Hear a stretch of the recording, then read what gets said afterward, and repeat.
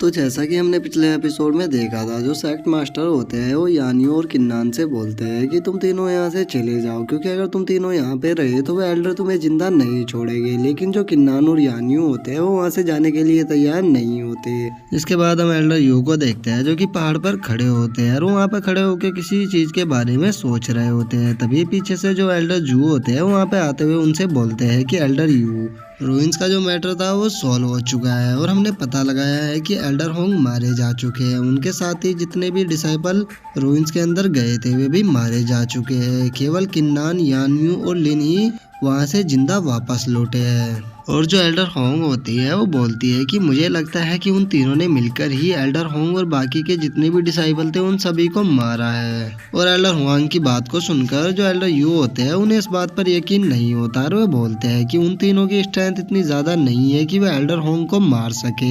अगर वो तीनों साथ में मिलकर भी उस पर अटैक करते तो भी वे एल्डर होंग को नहीं मार पाते। आखिर ऐसा कैसे हो सकता है, मुझे कुछ भी समझ में नहीं आ रहा। लेकिन जो एल्डर जू होता है वो बोलता है कि जो एल्डर होंग था वो काफी ज्यादा एरोगेंट था, तो मुझे लगता है कि शायद उसने उन तीनों को पहले अटैक करने का मौका दिया और उन तीनों से बोला हो कि तुम तीनों एक साथ आ जाओ और आके पहले मुझ पे अटैक करो। और हो सकता है कि उन तीनों के एक साथ अटैक करने से वो घायल हो गया हो, जिसके बाद उन तीनों ने उसको मार दिया होगा। जो सुन के एल्डर यू बोलता है कि जो भी हुआ हुआ वैसे वे तीनों कहाँ पर है। इसके बाद जो एल्डर जू होता है वो उसको बताता है कि वे तीनों सेक्ट मास्टर के प्लेस में हैं और जो सेक्ट मास्टर है वो उनको वहाँ पे प्रोटेक्ट कर रहे हैं और उन्होंने सबसे मना कर दिया है कि कोई भी उन तीनों से नहीं मिलेगा। जो सुनकर जो एल्डर यू होता है वो थोड़ा शॉक हो जाता है और वो बोलता है कि क्या वे सेक्ट मास्टर के प्लेस में है। बहुत बढ़िया, अब तो मुझे लगता है कि भगवान भी मेरे साथ है, क्योंकि हमारे सेक्ट मास्टर उन लोगों की मदद कर रहे हैं जिन्होंने हमारे सेक्ट के डिसाइपलों को मारा है। तो अब ये रीजन काफी होगा उन्हें थ्रोन से उतारने के लिए। और एल्डर यू की बातों को सुन के जो एल्डर हुआंग होती है वो उनसे बोलती है कि मुझे ऐसा क्यों लग रहा है कि तुम इस मौके का फायदा उठाकर सेक्ट मास्टर को यहाँ से भगाने की सोच रहे हो। जो सुनकर एल्डर यू बोलते हैं कि बिल्कुल, क्योंकि मुझे एक मौका मिल गया है सेक्ट मास्टर को थ्रोन से उतारने का। मैं जितने भी डिसाइबल है उन सबको सेक्ट मास्टर के खिलाफ कर दूंगा, जिसके बाद सेक्ट मास्टर को थ्रोन को छोड़ना ही होगा। और एल्डर यू के प्लान को सुनकर वे दोनों एल्डर भी काफी ज्यादा खुश हो जाते हैं और वे बोलते हैं कि आपको अब न्यू सेक्ट मास्टर बनने से कोई भी नहीं रोक पाएगा। जो सुनकर एल्डर यू काफी जोर जोर से हंसने लगते हैं। जिसके बाद हम सेक्ट मास्टर के प्लेस को देखते हैं जहाँ पे एक गार्ड अंदर आते हुए बोलता है कि सेक्ट मास्टर बहुत ही बुरी खबर है, वे तीनों एल्डर डिवाइन रियलम के डिसाइपलों को लेकर आपके मेंशन के बाहर आ गए हैं और वो आपको बाहर आने के लिए बोल रहे हैं और वे बोल रहे हैं कि अगर आप बाहर नहीं आए तो वे अंदर घुस जाएंगे। जो सुनकर सेक्ट मास्टर बोलता है कि फाइनली वे आ ही गए। जिसके बाद हम देखते हैं कि सेक्ट मास्टर किन्नान और यानियों के साथ उनके सामने आ चुके होते हैं और वो उन तीनों एल्डर से बोलते हैं कि तुम मेरे मेंशन के बाहर क्या कर रहे हो, मुझे नहीं लगता कि तुम्हें यहाँ पे होना चाहिए।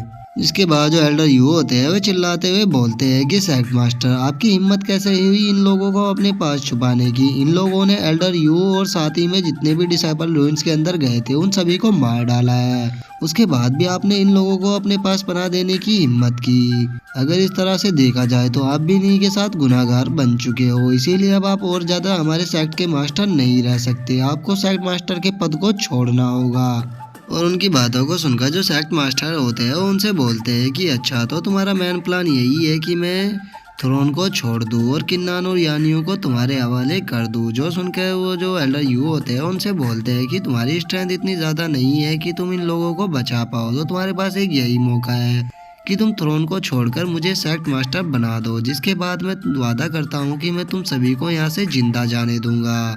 जो सुनकर सेक्ट मास्टर उससे बोलते हैं कि मेरे भाई इसकी कोई भी जरूरत नहीं है, मेरे पास एक इससे भी अच्छा प्लान है। 1 महीने बाद सिलेक्शन कंपटीशन होने वाला है, तो उसमें तुम तीनों एल्डरों को मेरे तीनों डिसाइपल चैलेंज करेंगे और वो जो कंपटीशन होगा वो लाइफ एंड डेथ का होगा। अगर मेरे डिसाइपलों को तुम हरा देते हो तो मैं तुम्हें सेक्ट का मास्टर बना दूंगा, लेकिन अगर तुम हारते हो तो तुम्हें जिंदा नहीं छोड़ा जाएगा, तुम्हें वहीं पर मार दिया जाएगा, क्योंकि वो जो कंपटीशन होगा वो लाइफ एंड डेथ का होगा। जो सुनकर जो एल्डर जू होते हैं वो एल्डर यू के पास जाके बोलते हैं कि हमें इनकी बात को मान लेना चाहिए, क्योंकि वैसे भी इसके तीनों डिसाइपल में इतनी पावर नहीं है कि वो हमें हरा पाए। लेकिन अगर हमने अभी सेक्ट मास्टर और उन तीनों डिसाइपलों को यहाँ पे मारने की कोशिश की तो इससे हमारे सेक्ट की जो रेपुटेशन है वो और भी ज्यादा खराब हो जाएगी और हो सकता है कि इनके साथ यहाँ पे फाइट करने में हमारे सेक्ट का भी काफ़ी ज़्यादा नुकसान हो, तो हमें इनकी बात को मान लेना चाहिए क्योंकि वैसे भी उनसे फाइट करके जीतने वाले तो हम ही हैं। लेकिन जो एल्डर यू होते हैं वो अभी भी इस चीज़ के लिए तैयार नहीं होते और वो बोलते हैं कि क्या होगा अगर